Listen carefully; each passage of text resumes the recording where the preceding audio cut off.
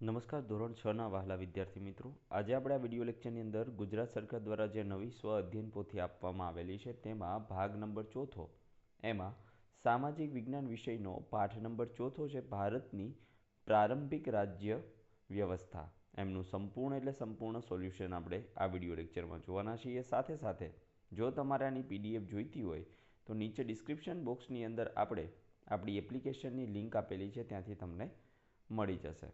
તો ચાલો મિત્રો શરૂઆત કરીએ પ્રશ્ન 1 થી। નીચે આપેલા પ્રશ્નો માટે આપેલા વિકલ્પમાંથી સાચો વિકલ્પ શોધીને લખો, જેમાં પહેલું નીચે પૈકી કઈ જોડ અયોગ્ય છે, તેમાં આવશે અંગ વૈશાલી। બીજું નીચે આપેલ વાક્યમાંથી અયોગ્ય વાક્ય જણાવો, તેમાં આવશે વિજય રાજ્ય દક્ષિણ બિહારમાં આવેલું હતું।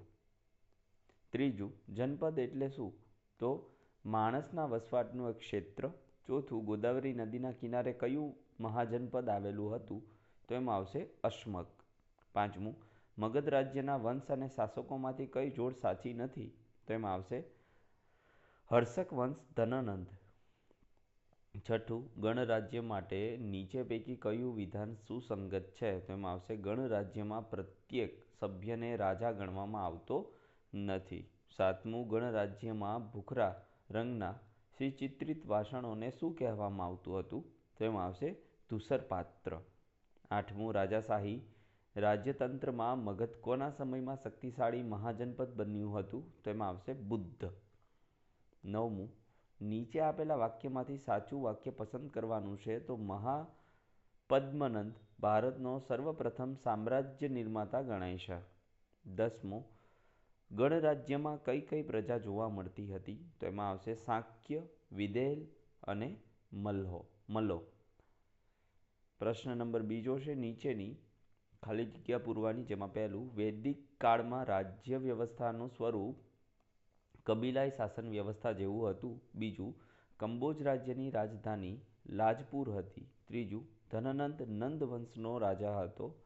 ચોથું ગણનો સામાન્ય અર્થ સમૂહ થાય છે। પ્રશ્ન નંબર 3 નીચે આપેલા પારિભાષિક શબ્દોની સમજ આપવાની છે, તો ધૂસરપાત્ર તો ગણરાજ્યના સમયમાં મળી આવેલા કેટલાક વાસણો ભૂખરા રંગથી ચિત્રકામ કરેલા હતા, જેને ભૂસરપાત્ર કહેવામાં આવતા હતા। સંથાગાર તો ગણરાજ્યોએ રચેલા ગણરાજ્ય સંઘની સભા જે સ્થળે યોજાતી હતી તે સ્થળને સંથાગાર એટલે કે નગર ભવન કહેવામાં આવતું। ત્રીજું પુરાતત્વશાસ્ત્રીઓ તો ભૂતકાળના લોકોની જીવનશૈલી, સાધનો, વસવાટ, વસ્તુઓ અને અવશેષોનો અભ્યાસ કરનાર વ્યક્તિઓને પુરાતત્વશાસ્ત્રીઓ કહેવામાં આવે છે। ચોથું કબીલાઈ પ્રથા તો કબીલાના લોકો પોતાની પરંપરા, નિયમો અને રિવાજો મુજબ જે રીતે સમાજનું સંચાલન કરે છે તેને કબીલાઈ રાજ્ય વ્યવસ્થા કહેવામાં આવે છે। પ્રશ્ન નંબર 4 છે ખોટો શબ્દ છે કે વિધાન ફરીથી લખો, તો કાશી રાજ્યની રાજધાની વારાણસી છે, એમાં વૈશાલી ચેકી નાખો। બીજું નંદ વંશનું શાસન મગધ રાજ્યમાં હતું, અવંતી ચેકી નાખો। ત્રીજું મહાજનપદના સમયગાળામાં લોખંડના ઓજારોના લીધે ખેતી સુધાર થવા લાગ્યો, તો એ ઉદ્યોગ ચેકી નાખો। ચોથું ઈંટોની દિવાલ પ્રયાગરાજ ખાતે જોવા મળી હતી।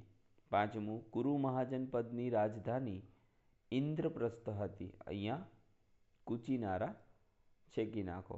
પ્રશ્ન નંબર 5 વર્ગીકરણ કરવાનું છે મહાજનપદ અને મહાજનપદની રાજધાની, તો છેદી એમાં વિરાટનગર, કંબોજ, લાજપુર, ગાંધાર, તક્ષશિલા, કાશી, ગિરિવ્રજ, મલ તો ઉજ્જૈની।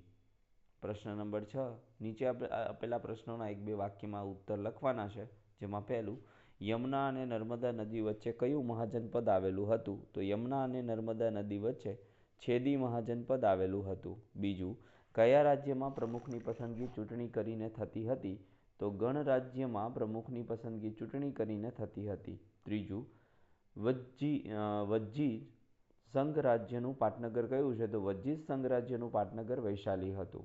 ચોથું મગધમાં કઈ શાસન વ્યવસ્થા હતી, તો મગધમાં રાજાશાહી શાસન વ્યવસ્થા હતી। પાંચમું અસ્મકની કુરુ જતા વચ્ચે કયા કયા મહાજનપદ આવે છે, તો અસ્મકથી કુરુ જતા વચ્ચે અવંતી, ચેદી, સુરસેન વગેરે જેવા મહાજનપદ આવે છે। ટૂંક નોંધ લખવાની છે મિત્રો, જેમાં પહેલું રાજાશાહી રાજ્ય વ્યવસ્થા. તો મિત્રો હવે ધીમે ધીમે અહીંથી આપણે સ્ક્રોલ કરતા જઈએ છીએ, જે તમારે જોતું જવાનું છે. જો વિડીયો લેક્ચર પસંદ પડે તો પ્લીઝ લાઇક કરી દેજો, સાથે સાથે આપણી ચેનલને સબસ્ક્રાઈબ કરી દેજો, જેથી કરીને આપણે કોઈ પણ નવો વિડીયો અપલોડ કરીએ તો એમની નોટિફિકેશન તમને મળી રહે.